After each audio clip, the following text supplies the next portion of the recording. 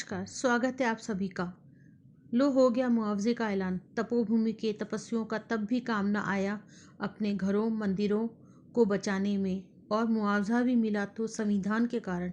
अगर संविधान न होता तो ये पत्थर की मूर्तियाँ कुछ नहीं दे सकती थीं। उन आदिवासियों दलितों को क्या कभी इतनी जल्दी मुआवजा मिले हैं, या कोई राहत सामग्री धन मिला है जो इन तपस्वियों को मिल रहा है? विकास के नाम पर आदिवासियों दलितों की भूमि हत्या लेती है सरकार, पर क्या कभी उचित राहत सामग्री अदा करती है सरकार? क्या कभी इनको बिना मांगे मुआवजा मिला है? नहीं। प्रकृति के साथ खिलवाड़ करे ये सरकार, पंडे पुजारी, आम जनता के जीवन को खतरे में डाले ये सरकार, बस अपने कुछ उद्योगपति मित्रों को फायदा पहुंचाने के लिए।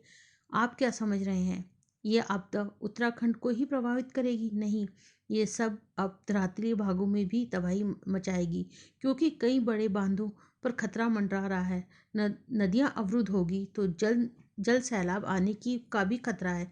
इसके कारण कई जगहों पर भूकंप भी आएंगे।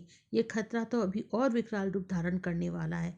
ये सरकार कितनों को मुआवजा देगी और कहाँ कहाँ बसाएगी? पीड़ितों को खाना को क्या देगी? पीने को कहाँ से पानी देगी? धन्ना सेठ तो आपदा में भी अवसर तलाशेंगे। याद है ना केदारनाथ हादसा? कुछ साल पहले ही कुदरत ने चेताया था, मेरा अनियंत्रित दोहन बंद करो, मेरी रक्षा कर मानव। पर कुछ लालची लोगों की भेंट चढ़ गई एक सुंदर पहाड़ पर्वत श्रृंखला। इन लोगों ने विकास के नाम पर धरती को बंजर किया, खेतों को विशाला बना दिया और धरती पर बह रही नदियों की धाराओं को धर्म पूजा पाठ पाखंड के नाम पर दूषित किया। अब जहाँ देखो वहीं इन धाराओं ने सिकुड़कर नालों का रूप ले लिया है, और नदियाँ तट तट हो या समुद्र तट, सभी तरफ कूड़े के अंबार लगे पड़े हैं। नदियाँ कह रही है, आती तो मैं स्वच्छ और निर्मल धारा के रूप में, पर पर पंडे पुजारियों के फैलाए पाखंड के कारण और विकास के नाम पर इनमें कूड़ा और जहर घोल दिया गया है। गंगा जमुना और अन्य नदियाँ आज इतनी गंदी हो गई हैं कि इनमें कई तरह के हानिकारक कीटाणु विषाणु वायरस पनप गए हैं। यही हाल विश्व की अन्य देशों की नदियों का भी है। संपूर्ण विश्व में आज यही हाल है। ना हवा शुद्ध है, ना पानी, और न ही भूमि। अब तो ऐसा लगता है कि कहीं मानव अस्तित्व ही खतरे में तो नहीं है।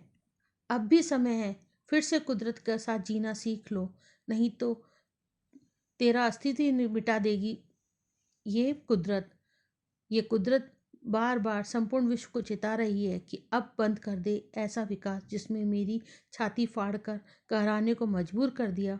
कुदरत कह रही है, अभी नहीं तो मेरी आह निकली है, इसमें इतना विनाश कर दिया मैंने। जिस दिन मेरी चीख निकलेगी, तुमने सोचा है क्या होगा उस दिन? अगर मेरे विनाश से कोई जीवित बचा तो धिक्कारेगा ऐसे विकास को और फिर से मेरी गोद में अपना घर बसाएगा। उस समय उसे सीमित साधनों में ही असीम सुख मिलेगा जो विकास में खोजने चला था। अभी भी समय है अपनी इच्छाओं पर लगाम लगाने का, जो संसाधन मिलजुल कर प्रयोग करने का। प्रकृति का दोहन बंद करो, नए वृक्ष लगाओ, जल को संजो कर रखो, भूमि को दूषित होने से बचा लो, नहीं तो आने वाले समय में स्थितियां और भयानक रूप धारण कर लेगी।